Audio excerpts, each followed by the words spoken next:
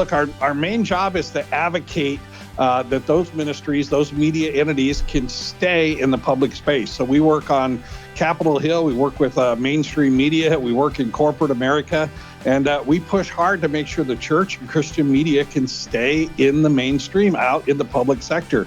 And boy, today there's a lot of opposition to that. Hey, welcome into this latest edition of Making the Leap. We're grateful to have you along, and I think you've picked a good one. We'd like to think every episode's a good one, but we always like to bring in interesting people that we think you'd like to know a little more about, or maybe you've never met and you're going to meet for the first time.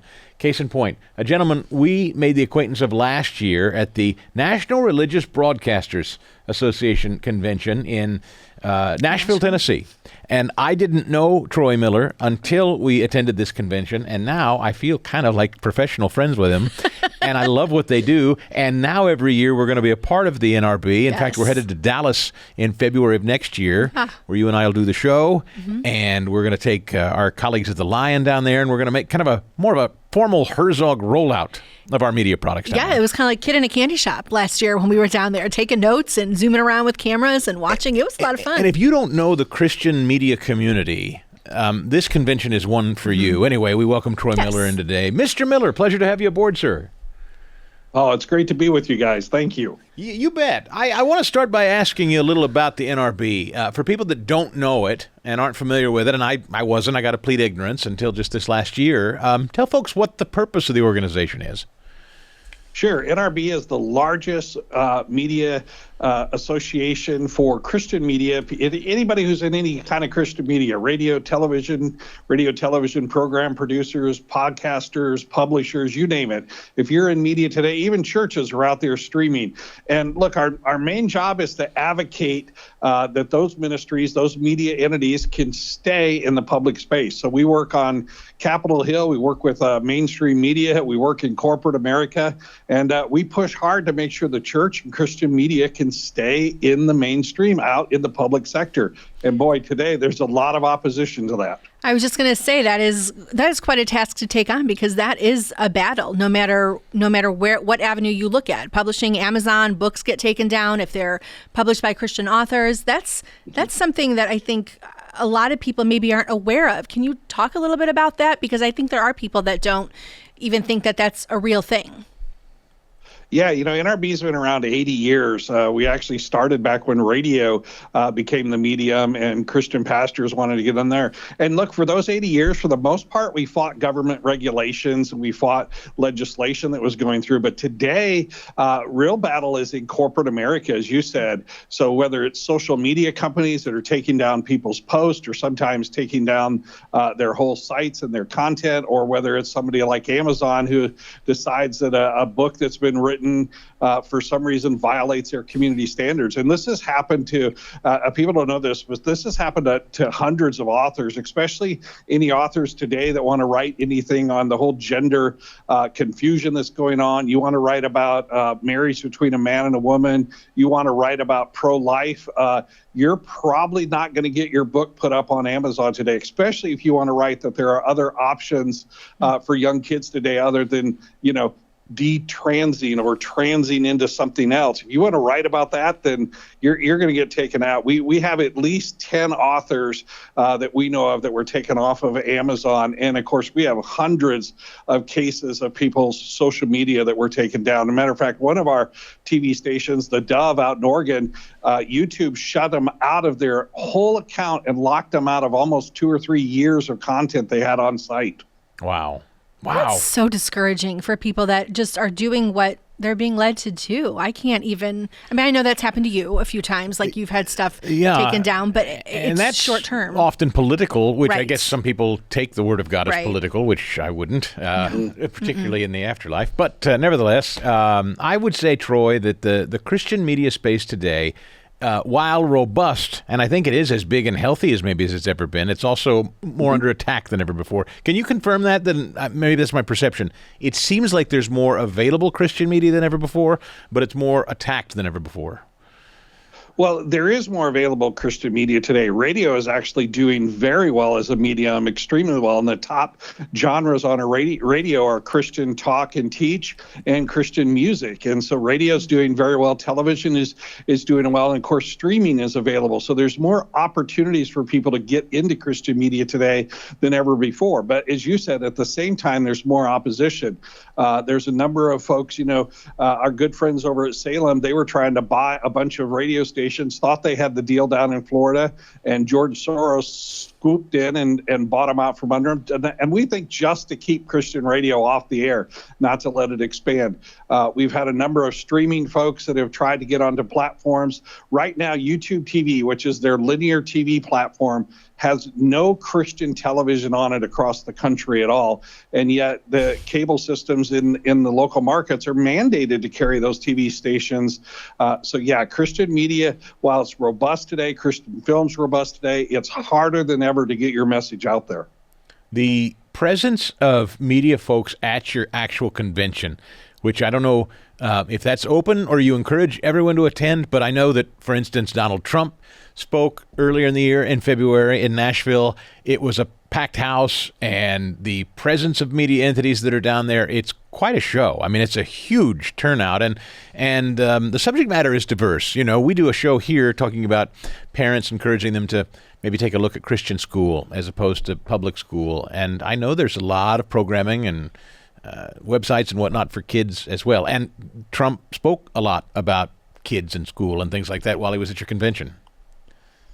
He did, and he also gave a promise that if he would get back into office, he would address the issue of the government weaponizing against Christians and against Christian media. There's some proposals right now in the Federal Communications Commission that would put a greater regulatory burden on Christian broadcasting, mainly because Christian broadcasters are a lot smaller. They have thinner budgets, they have smaller staff, so it would cost more work there. But as you said, today it's really hard for parents. And look, I'm a parent. We homeschooled all four of our kids. That's another issue. We deal with all of the issues that are going on in the society today. And one of the issues, and a lot of members will be down there talking about, is the school choice issues that are going on across this country in homeschooling. And so we advocate for a really wide variety of members, because it's really not our choice to say what God's called you to do. It's our work to keep you active as a voice in the public sector today. I think that just the fact that you also are a family that has homeschooled, and I think probably face your own challenges. I think there is something about what the NRB is doing in terms of that hopefulness for families. Just to come in, the panel of speakers that were available last year for people to come and be involved in and be a part of, that's encouraging too, because there are so many different avenues specifically for Christian families, but also for homeschooling families, school families like Chris and myself that, weren't even a part of this, didn't even know NRB. Well, I didn't know NRB existed 5 years ago. That's a great thing, I think, to have out there for families who maybe they're not sure about the whole broadcasting thing, but it's such a wide open space now. It is a wide open space. And one of the neat things about, homeschooling is that homeschoolers get a lot of hands-on learning and to do things. And like I said, it's so inexpensive today to get into podcasting or get into video broadcasting or get into streaming. We have a lot of homeschool families come and they go to our workshops. How do you get into broadcasting? How do I start a podcast? How do I start a radio program? Plus, as you said, parents, we have experts that come in and talk about all of the latest issues that are really facing us in the culture today, whether it's gender issues or marriage issues or pro-life issues or even theological issues that are going on with the church. You're going to find the best speakers at NRB, and it's open to the public. Anybody can come there, and you might see some of your famous, your best radio personalities like you two.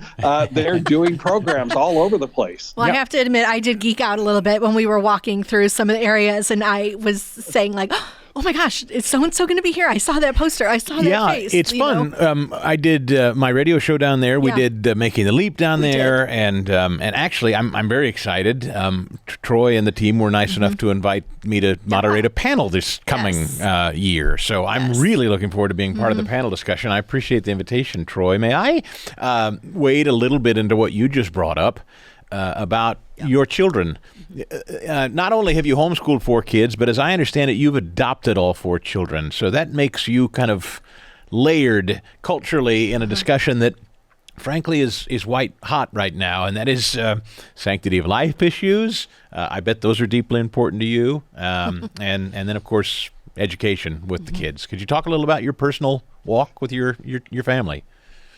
Yeah, God has really blessed my wife and I. We found out when we were very young in our marriage that we weren't going to be able to conceive children on our own. And so God opened up the door through some friends that we had, and we never even thought twice about it. And we were blessed. We have 2 sons that have both been adopted from South Korea.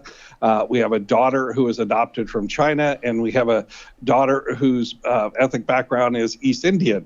And so it's just been a joy as parents to have that. And all of my kids, I mean, when God puts us together all as a family anyway, but all of our kids, it's just wonderful. They are as close as can be with one another growing up in our house. As a matter of fact, the 2 girls who will be 24 this year, they're only 3 weeks apart. They're only about 3 weeks apart. They grew up almost as twins. It's funny, we have them there in the house, and they'll complete each other's sentences to help each other out. So God's just really blessed us as a family to be able to have these children and to be their parents. And also, it's really given us a chance to see what goes on in the culture in their lives, especially today, how they deal with issues out there and how their culture is dealing with issues. So I have 4 very strong children in the Lord. Your wife, if I might ask, and I'm going somewhere with this when I ask, is she also white? Yeah, both of us. Actually, both of us are native Nebraskans. I grew up on a farm. She grew up I call it a city. It was a whole 10,000 people, but she's a city girl. And so both of us are just, rural Caucasians, whites from Nebraska. And the reason I ask that is because you've mentioned the diversity of the 4 children you've adopted to 2 white Midwestern parents who, one of them is the president of the National Religious Broadcasters Association. I think there are a lot of misconceptions, frankly, that come with racial politics, faith, identity politics. I'm sure you've heard it all. And then, of course, again, I mentioned life. I mean, you guys would desperately wanted to conceive your own children and weren't able. When you hear people talk about abortion versus giving a child up for adoption, I imagine there's a host of cultural issues that are very close to you and your wife and your children. There are. Oh, absolutely. Very, very close to us. First of all, we all the time give God praise the fact that these 4 women, these parents chose life and chose to give these children up to adoption. Even if they just dropped some of them off at a fire station or wherever, they chose life. And that, of course, is the most precious thing because we are all created in the image of God. And so humanity itself is precious. So the fact that they chose life, and that's a major issue to us. But also, as you said, as they grown up today, there's all the pressure on these young kids, the transgender pressure that the culture gives. And then, of course, the racial pressure that the culture gives out there. We've actually had several of our kids. One of them was told one time that, well, your parents are white, so therefore you're white. And she's like, hold on a second. Wait, I'm not white. I've got brown skin, but I'm still a human being. And why does my skin color matter? Gosh. Why are you even bringing this up? All you're doing is, gaslighting the issue. So yeah, there's so many of these issues are so close to us because, look, the culture is trying to tear the family apart, and it's trying to tear us apart. Even as the Church of God, it's trying to infiltrate and tear us apart with all of these racial issues and all. And look, my kids who are from Korea, China, and India don't look at themselves as Korean, Chinese, or Indian. They look at themselves as Christians in the image of God, and that's the identity they hold first and foremost. And with that actually kind of brings me to my next question. There's some real pushback happening within our government, I think, regarding the idea of Christian parents trying to foster, trying to adopt. Can you share a little bit about that? Because I think that's something that I wouldn't have known going into, if I were going to be going into that world, that is really becoming a controversy, that there's people actively working to stop Christian families from becoming foster parents, from becoming adoptive parents. Yeah, that's exactly right. Look, the largest group that participates in adoption and in foster care across this country are Christians from various backgrounds. Evangelical Christians, Catholic Christians are the two largest of the largest groups that participate in this. And our government, in its continued weaponization to push Christians out of the public sector, the Health and Human Services Department has adopted a new rule that is pushing across all of the states that said, if you want to adopt children in this country or you want to be in the foster care system, you have to sign a statement that says that you will support your children if they decide to transgender. So if they're indoctrinated in their public school or wherever, and they come home and they say, Mom, I don't think I'm a boy, or Mom, I don't think I'm a girl, and I want to transgender, or even if they don't come home, they just get it hidden in the school, you as an adoptive parent or as a foster parent have to sign that or you can't participate. And that is clearly targeted at the Christian community. There's no other community would care about that statement other than the Christian community. And so they are pushing Christians out. And this is hurting kids across the country, because this will leave tens of thousands of kids that are in the foster care system in a horrible situation of in group homes and not having that individual love they could get from parents who could eventually adopt them someday. And that's the continued weaponization we see in this government against Christians and specifically against parents who want to help these kids out. It's just heartbreaking. Troy, I think if memory serves, there was a very recent story, maybe in Montana, of some foster Christian parents who were resistant to their child transitioning. And I feel like the state or authorities came in and either tried or did remove the child from the foster home. Is that right? That's true. This has happened on multiple occasions in California. It's happened in Illinois. It's happened in New York now as well. I'm not familiar with the Montana case, but I know there was a set of parents in Michigan who were thrown out of the adoption, out of the foster care program. They had been foster parents for over 25 years, and the state came in and said, well, if you want to continue, you have to sign this document. And they said, we can't do that. It violates our conscience, our what we believe as our religion. And the state said, we don't care. You sign this, you're in or out. So, yeah, and this is growing across the state. These laws, particularly in the Democratic-run states, these laws where you can take this away. Minnesota, by the way, is another state that just passed a law like this. If you don't transition your kids, the state will come in and take them away from you. Minnesota's batting 1,000. Yeah, that's right. That's Governor Tim Walz, who's on the Democrat ticket. Gavin Newsom, we've recently talked about this, Troy. Gavin Newsom has signed a school bill that effectively makes it illegal. Builds a permanent legal wall between teachers and parents when a student is in school and wants to talk about this gender stuff and keep it private. He's actually made it illegal for teachers to speak with parents at home. Yeah, and illegal for school boards. The local authority that should be running the school, this is the localism that should be in there. He's made it illegal for school boards even to adopt rules that say, hey, if your kids wants to pick a different gender, you have to notify the parents. But look, Gavin Newsom has constantly been on the side of the government taking parental rights away. He signed laws that allow teenagers to get abortions without parental consent. Now he's saying that teachers can't tell the parents, and teachers can actually get in trouble or fined if they tell the parents that their child is transitioned and the child didn't want the parents to know. and they turn around and say that Christian nationalism or Christians are the ones that want to come in and force everything upon everybody else there. And really, it's the left that uses the government as a weapon to force their ideologies and their policies and their morality on the rest of society. You know, Troy, one of the things that you at this convention do very, very well, I think, and most of the people that participate, at least those that I encountered in my first visit, as a broadcaster who's been a broadcaster his entire career and a Christian, but in just recent years, I've been kind of more forward thinking and more outwardly expressive about my faith. I've been trying to figure out how, as a broadcaster, to talk about my faith, particularly as it relates to politics, which I spend most of my time talking about.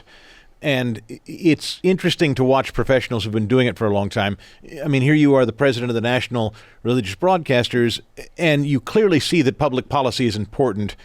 Not that you're setting aside God's word and that Christ is not first and foremost, but you see that there is a need for the broadcasting platforms to have discussions that are both faith-based but policy-based.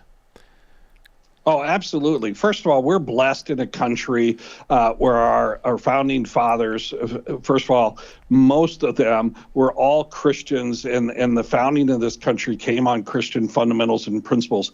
So this constitutional republic that we have, we've been given the privilege to have a democracy part of that allows us to vote who's going to govern us, and it allows us to have a voice into how the policies are going to be made for us. That didn't exist until America came around. The king made all of those policies. The monarchy made those policies.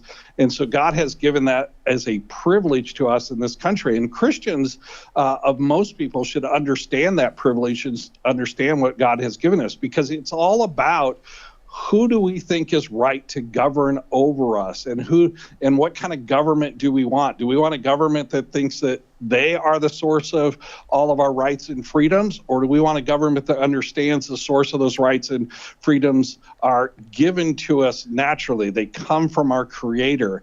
And so we talk all the time to people who will say, well, we don't want the church to be involved in politics. And I say to them, well, if you don't want the church to be involved in politics, then that means you're willing to give this up to a secular pagan world and allow the secular pagan world to govern all the policies that you have to live by, and your neighbors have to live by as well. And as a Christian, do you think that's really living out, as James said, that's putting our faith to action? Is that living out loving our neighbor, or is that really saying, I'm too afraid to be involved in politics, I'm just going to abandon it altogether, and at the same time I'm going to abandon all these people to really ungodly pagan policies? And that really makes people think, because somebody's worldview is going to prevail in policy, and as Christians we should want that to be a Christian worldview. You know, talking about worldview, it takes me back actually to walking through the convention last year and kind of having my own eyes open. I'm very new to the podcasting, broadcasting world. I've been married to it for a very long time, but I've not been personally exposed to it, and it really makes me excited listening to you. I mean, in some ways, it's terrifying sometimes listening to you thinking about this, but I'm excited looking forward to next year, looking forward to 2025. What are some of the things that people can look forward to if they are, like you said, it's open to the public? What are some things that they can experience as just, coming, attending, maybe not a podcaster, maybe not a book author, but they want to get involved? What are some things that they would see or get to experience as part, coming up for the next year? Yeah, first of all, you're going to come in. We have an exhibit floor that will have almost 200 exhibitors. It'll be 70,000 square feet of exhibit floor. You're going to find people in all areas of Christian communications and media. You're also going to find lots of ministries that might be ones that you want to partner with, whether it's ministries that work on pro-life, ministries that work on freedom of speech, freedom of religion, free exercise thereof, freedom of assembly. You're going to find all of these organizations in there. You're also going to find the best Christian films that are coming out. Yes, we'll have all of those folks will be on the exhibit floor. So the exhibit floor itself is just a great place to be. And then there are workshops there are talk sessions, there are forums that will cover all of the issues that are facing us today in the culture, all the top issues. You're going to hear from the leading experts that are going to tell you what's going on and how you as an individual can address it, whether it's in your church or even if you don't want to become a podcaster, how to better communicate on your social media platforms. How do I better talk about these issues to my friends and the people that I can influence? So you'll find all of those. And then we always have a great round of some very special guests that will come in. We've had several presidents who have spoken at NRB. As you said, last year we had the former president was there. We have attorneys generals that have spoken there. We've had Secretary of State. We'll have a number of people from the political sector, from either Congress or from the state of Texas, since we're going to be down there. So you'll get to hear a wide variety of things at NRB. And look, it's a great place to network. It's a great place to learn. And like I said, it's probably a great place to see your favorite Christian media personality as well. Well, we're looking very, very forward to it, Troy. This is something that now is going to be sort of an annual pilgrimage for us. The 2025 convention is coming up in February in Dallas, Texas. Yes. And what's the best way people can stay in touch or maybe get themselves registered if they'd like to come see you? Yeah, so they can go on to nrb.org. That's our website. You'll get all of the latest information on the issues that we're the issues that we're working on today, and you'll have a link to the NRB convention where you can find out who's speaking, and you can register right there online. So it's nrb.org.